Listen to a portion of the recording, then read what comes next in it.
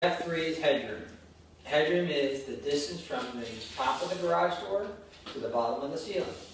Take your tape measure, hold it to the ceiling, measure down to the top of the door. In this case, it's 37 inches. Headroom is what determines what type of tracks we use. There's many different types. You have low headroom, R12, R15, R20, and R32. Since we have 37 inches of headroom here, we used R32.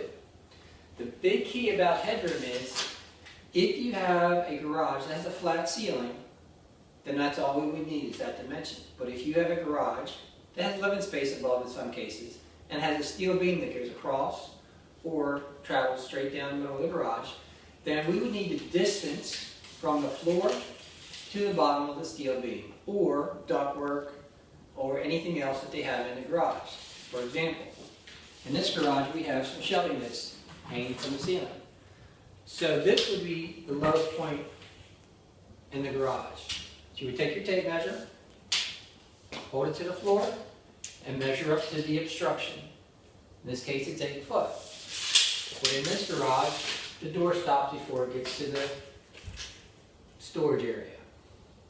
A lot of times, there will be a steel beam that will go across, and the door will have to travel under the steel beam. So that's why we would need the dimension from the concrete floor to the bottom of the steel beam. Always the lowest point in the garage.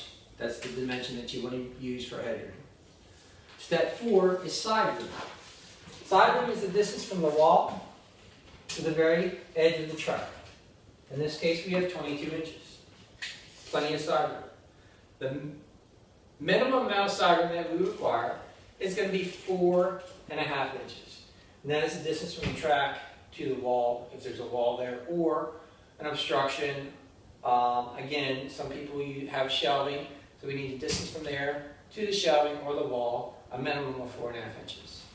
If you notice, the garage door tracks are mounted to jambs. The jambs are typically used are 2x4s. Sometimes they're 2x6s. Most common is a 2x4. So as long as you have the total width of a 2x4, that should be enough side room.